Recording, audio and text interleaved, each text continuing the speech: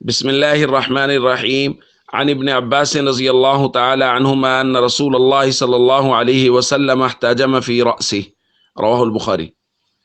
ابن عباس رضی اللہ تعالیٰ عنہما بیان فرماتے ہیں نبی کریم صلی اللہ علیہ وسلم نے اپنے سر میں حجامہ کروایا۔ ایک دوسری روایت میں حضرت ابن عباس ہی بیان فرماتے ہیں حضور علیہ الصلوۃ والسلام نے اپنے سر میں حجامہ کروایا من شقیقۃ کانت بہ، درد شقیقہ کی وجہ سے جو حضور علیہ الصلوۃ والسلام کو تھا، یعنی آدھے سر میں درد۔ یہ بہت سارے دوست شکایت کرتے ہیں جی ہمارے آدھے سر میں درد رہتا ہے، اس کی وجہ سے جو اللہ کے نبی صلی اللہ علیہ وسلم نے علاج کروایا ہے وہ علاج حجامہ کے ذریعے سے۔ اسی طرح بہت ساری روایات میں مختلف جگہوں کا ذکر ہے کہ حضور علیہ الصلوۃ والسلام نے اپنے سر کے اگلے حصے میں حجامہ کروایا۔ بعض روایات میں حضور علیہ الصلوۃ والسلام نے اپنے سر کے درمیان میں حجامہ کروایا۔ بعض روایات میں حضور علیہ الصلوۃ والسلام نے سر میں اور اپنے دو کندھوں کے درمیان میں حجامہ کروایا۔ بعض روایات میں حضور علیہ الصلوۃ والسلام نے اپنی گردن پہ اور کندھوں کے درمیان میں حجامہ کروایا۔ بعض روایات میں حضور علیہ الصلوۃ والسلام کے پاؤں مبارک میں درد تھا تو آپ صلی اللہ علیہ وسلم نے پاؤں کے نچلے حصے پہ حجامہ کروایا۔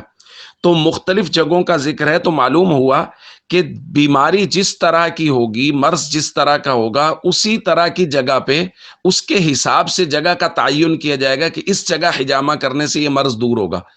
تو میں جو کچھ دنوں سے درخواست کر رہا ہوں کہ ماہر آدمی کی تلاش کریں، اس سے مراد یہ ہے کہ اس آدمی کو یہ پتا ہو کہ یہ مرض جو اس مریض کو لاحق ہے یہ کس جگہ پر حجامہ کرنے سے ختم ہو جائے گا۔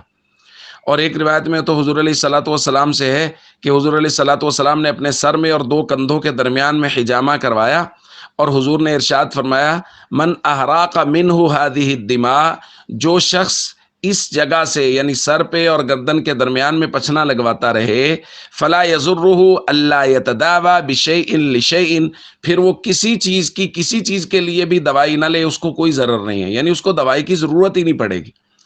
یہ اتنا کارگر ہے، یہ سنت علاج ہے، اللہ کے نبی صلی اللہ علیہ وسلم نے اس کی جگہیں، اس کی تاریخیں، اس کے ایام، ساری چیزیں بیان کی ہیں۔ اس لیے کسی ماہر آدمی کی تلاش کریں اور حجامہ ضرور کروائیں، اور اگر کوئی آدمی مریض ہے تو اس کو کسی ماہر کے پاس لے کے جائیں اور وہاں سے جا کے حجامہ کروائیں۔ السلام علیکم ورحمۃ اللہ وبرکاتہ۔